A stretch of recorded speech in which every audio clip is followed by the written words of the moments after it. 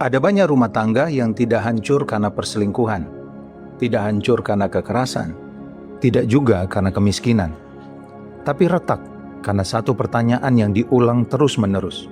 Sudah isi belum?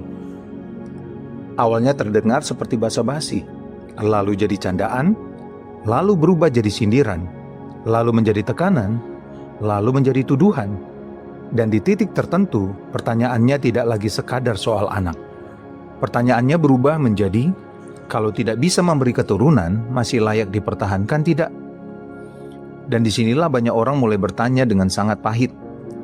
Apakah Alkitab membolehkan menceraikan istri atau pasangan yang mandul? Bagaimana kalau orang tua menekan? Bagaimana kalau keluarga besar juga ikut mendesak, menghakimi, bahkan menyuruh cari pasangan lain? Mari kita jawab ini bukan dengan emosi dulu, bukan dengan adat dulu, bukan dengan tekanan keluarga dulu, tapi dengan firman Tuhan.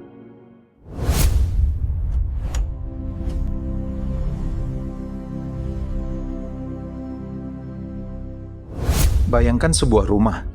Di dalam rumah itu ada sepasang suami istri yang saling mengasihi. Mereka menikah dengan sukacita. Mereka punya rencana. Mereka punya doa-doa kecil. Mereka membayangkan suara kaki anak berlari di ruang tamu. Mereka membayangkan foto keluarga di dinding. Mereka membayangkan panggilan mama dan papa. Tapi 1 tahun lewat, lalu 2 tahun, lalu 3 tahun, belum ada anak. Awalnya mereka masih tenang. Mereka berkata, Tuhan pasti tahu waktu yang terbaik. Lalu, mulailah suara-suara dari luar masuk ke rumah mereka. Ada masalah apa? Sudah periksa belum? Jangan-jangan istrinya mandul. Atau suaminya yang bermasalah. Kalian kurang doa kali, kurang iman, atau mungkin ada dosa. Kalau memang tidak bisa punya anak, pikir masa depan dong. Dan yang paling melukai adalah ketika tekanan itu datang bukan dari orang asing, tapi dari orang tua sendiri, dari mertua sendiri, dari keluarga besar sendiri. Tiba-tiba, pernikahan yang tadinya terasa hangat berubah menjadi seperti ruang sidang. Rahim dijadikan bahan evaluasi, tubuh dijadikan bahan diskusi keluarga, air mata dijadikan gosip. Dan pasangan yang seharusnya saling melindungi justru dipaksa memilih, setia pada pernikahan atau tunduk pada tekanan keluarga. Sekarang mari kita jawab pertanyaan pertama dengan sangat jelas. Apakah diperbolehkan menceraikan istri atau pasangan yang mandul? Jawabannya, tidak.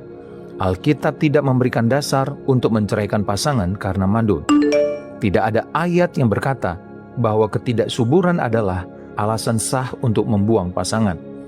Tidak ada firman Tuhan yang mengajarkan bahwa nilai seorang istri atau seorang suami diukur dari kemampuan menghasilkan keturunan. Tidak ada dasar Alkitab bahwa pernikahan adalah kontrak produksi anak.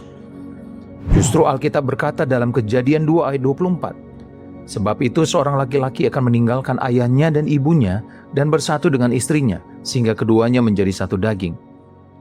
Perhatikan baik-baik, ayat ini tidak berkata, seorang laki-laki akan bersatu dengan istrinya selama istrinya bisa memberi anak. Bukan itu, yang dibentuk Allah adalah ikatan perjanjian, bukan kontrak berdasarkan hasil biologis. Lalu Tuhan Yesus menegaskan dalam Matius 19 ayat 6, demikianlah mereka bukan lagi 2, melainkan 1. Karena itu, apa yang dipersatukan Allah tidak boleh diceraikan manusia. Sekali lagi, dasar pernikahan menurut Tuhan adalah persatuan yang dipersatukan Allah, bukan performa reproduksi. Ini penting sekali, karena banyak orang diam-diam memperlakukan pernikahan seperti transaksi, seolah-olah logikanya begini. Aku menikahimu dan kamu harus memberiku keturunan. Kalau tidak, aku berhak mencari yang lain. Tapi itu bukan logika perjanjian. Itu logika pasar. Itu logika kontrak dagang. Dan itu sangat jauh dari gambaran pernikahan yang kudus dalam Alkitab. Di dalam Alkitab, kita justru melihat beberapa perempuan yang bergumul dengan kemandulan, namun tidak pernah diperlakukan oleh Tuhan sebagai barang rusak yang boleh dibuang.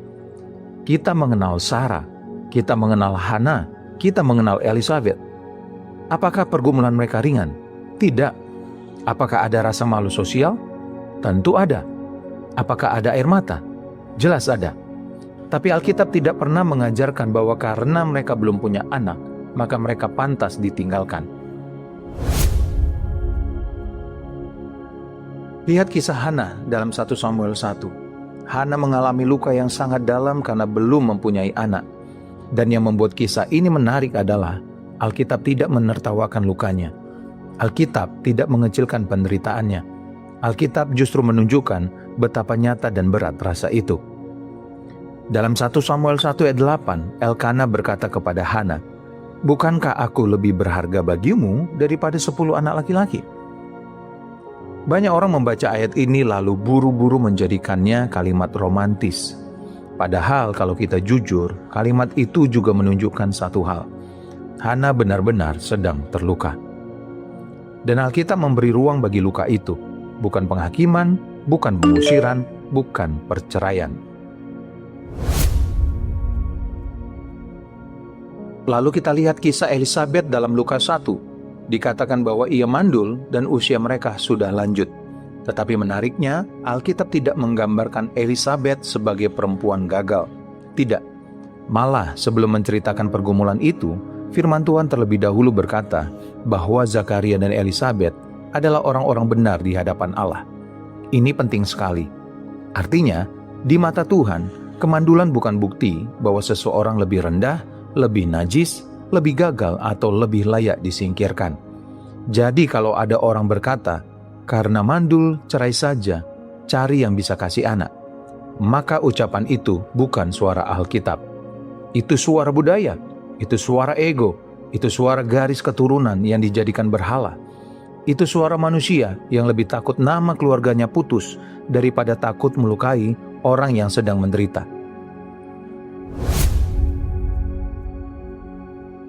Sekarang pertanyaan kedua, bagaimana jika orang tua menekan? Ini juga sangat nyata. Ada suami yang sebenarnya masih mau bertahan, tapi terus ditekan ibunya. Ada istri yang terus disudutkan mertua. Ada rumah tangga yang seperti tidak pernah benar-benar punya pintu privasi, karena setiap keputusan selalu diterobos oleh orang tua. Di sini firman Tuhan kembali menolong kita. Kejadian 2 ayat 24 berkata bahwa seorang laki-laki akan meninggalkan ayahnya dan ibunya dan bersatu dengan istrinya. Ini bukan berarti orang tua harus dibenci, bukan berarti hormat kepada orang tua berhenti, tapi ini berarti setelah menikah, prioritas kesetiaan berubah. Yang tadinya anak berada di bawah otoritas rumah asalnya, sekarang ia membentuk rumah tangga baru. Jadi ketika orang tua menekan sampai pasangan terluka, lalu kamu diam saja dengan alasan, "Saya tidak enak sama mama," sebenarnya kamu sedang gagal memahami arti meninggalkan dan bersatu. Hormat kepada orang tua itu benar, tapi hormat tidak berarti membiarkan pasanganmu dihancurkan perlahan-lahan. Terutama bagi seorang suami, firman Tuhan berkata dalam Efesus 5 ayat 25, "Hai suami, kasihilah istrimu sebagaimana Kristus telah mengasihi jemaat dan telah menyerahkan dirinya baginya." Perhatikan standar kasihnya, sebagaimana Kristus mengasihi jemaat. Bukan kasih istrimu kalau dia memenuhi harapan keluargamu. Bukan lindungi istrimu kalau orang tuamu setuju. Tetapi kasih yang rela berkorban, kasih yang melindungi, kasih yang tidak melempar pasangan ke tengah kerumunan lalu berkata, "Ya sudah, kamu hadapi sendiri." Kadang dosa terbesar dalam situasi seperti ini bukan ucapan keluarga besar. Kadang dosa terbesarnya adalah diamnya pasangan sendiri.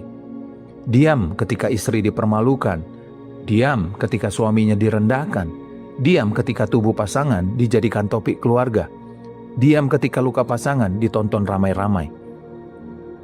Padahal dalam pernikahan, suami dan istri dipanggil bukan untuk saling menyerahkan kepada tekanan, tetapi untuk saling menjadi tempat aman. Kalau orang tua menekan, maka jawaban yang sehat, dewasa, dan Alkitab bukan kasar, tetapi tegas. Bisa dengan sikap seperti ini.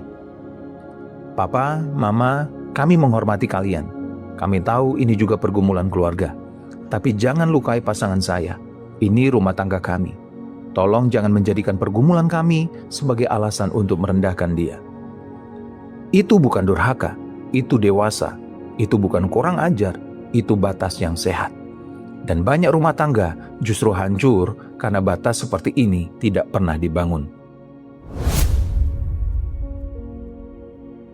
Lalu pertanyaan ketiga, bagaimana jika keluarga besar juga ikut menekan?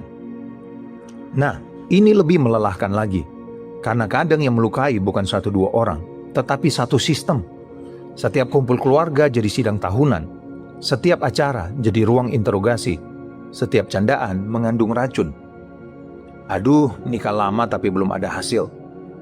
Kasihan orang tuanya belum punya cucu. Coba nikah lagi sama yang subur. Perempuan itu buat apa kalau tidak bisa kasih anak? Atau kadang kebalikannya, laki-laki macam apa kalau tidak bisa bikin keturunan? Kalimat-kalimat seperti ini sering dibungkus tawa.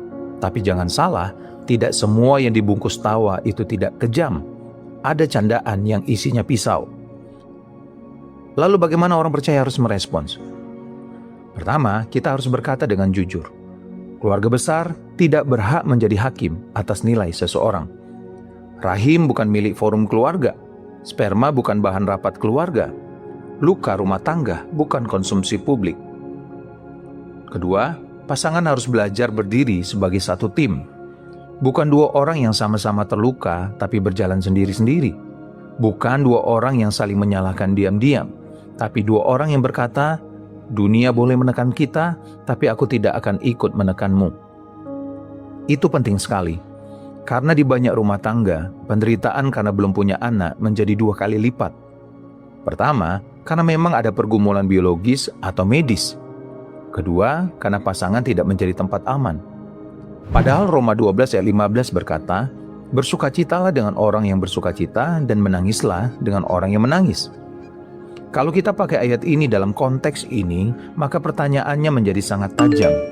Ketika pasanganmu menangis karena tekanan ini, apakah kamu ikut menangis bersamanya? Atau kamu justru bergabung dengan orang-orang yang menekannya? Kadang orang yang sedang bergumul dengan kemandulan tidak butuh khotbah panjang. Mereka butuh seseorang yang duduk di sebelahnya dan berkata, aku tahu ini berat, kamu tidak sendirian. Aku tidak akan meninggalkanmu. Dan di sini gereja juga perlu belajar. Jangan terlalu cepat memberi nasihat murahan. Jangan terlalu cepat berkata, sudah, yang penting berserah. Jangan terlalu cepat menjadikan setiap luka sebagai bahan formula rohani. Kadang ada orang yang tidak sedang butuh teori, mereka sedang butuh belas kasihan. Sekarang mari kita simpulkan dengan sangat jelas. Tidak. Pasangan yang mandul tidak boleh diceraikan hanya karena ketidaksuburan. Itu bukan dasar alkitabiah untuk membatalkan pernikahan. Kalau orang tua menekan, tetap hormati mereka, tetapi jangan biarkan mereka merusak kesatuan pernikahanmu. Kalau keluarga besar menekan, bangun batas yang sehat dan lindungi pasanganmu dari penghinaan yang berkedok tradisi, candaan, atau tuntutan garis keturunan. Karena pernikahan Kristen bukan dibangun di atas satu kalimat, apakah dia bisa memberiku anak? Pernikahan Kristen dibangun di atas satu perjanjian. Apakah aku akan tetap setia mengasihi orang ini di hadapan Tuhan? Anak adalah anugerah. Ya, benar. Tapi pasanganmu bukan mesin untuk menghasilkan anugerah itu. Dia manusia. Dia gambar Allah. Dia jiwa yang harus dihormati. Dia seseorang yang kalau sedang terluka, seharusnya dipeluk, bukan dipulangkan. Dan mungkin ada yang sedang menonton ini sambil menangis. Mungkin kamu seorang istri yang telah mendengar sindiran. Mungkin kamu seorang suami yang diam-diam juga hancur, tapi harus tampak kuat. Mungkin kamu berdua sedang bertahan di tengah pertanyaan yang tidak pernah berhenti. Dengarkan ini baik-baik. Nilaimu tidak ditentukan oleh apakah kamu sudah punya anak atau belum. Nilai pernikahanmu tidak ditentukan oleh seberapa cepat rumahmu terisi keturunan. Dan kesetiaan kepada pasanganmu tidak boleh kalah oleh tekanan keluarga. Sebab di hadapan Tuhan, pernikahan bukan kontrak untuk menghasilkan keturunan. Pernikahan adalah perjanjian kasih. Dan orang yang sedang menanggung luka seperti itu tidak butuh penghakiman. Mereka butuh perlindungan, mereka butuh belas kasihan, mereka butuh seseorang yang tetap tinggal ketika semua orang lain menyuruh pergi. Kalau kamu setuju, mungkin inilah kalimat yang harus kita ingat. Rahim yang kosong tidak pernah menjadi izin untuk mengosongkan kesetiaan. Kalau kamu percaya bahwa pasangan bukan mesin produksi anak, tulis di komentar, istri bukan mesin anak. Biar kita tahu masih ada orang-orang yang berani berdiri melawan cara pikir yang kejam tapi dianggap normal. Silakan bagikan video ini, karena mungkin ada orang yang selama ini dihancurkan oleh tuntutan keluarga dan ia perlu tahu bahwa Alkitab tidak pernah memberi izin untuk membuang pasangan karena luka seperti ini. Dan subscribe sekarang, karena kita akan terus membongkar kebiasaan-kebiasaan rohani yang terdengar saleh tapi sebenarnya melukai. Sampai jumpa di video berikutnya. Tuhan Yesus memberkati kamu dan keluarga. Dibebaskan oleh firman, dikuatkan oleh kebenaran.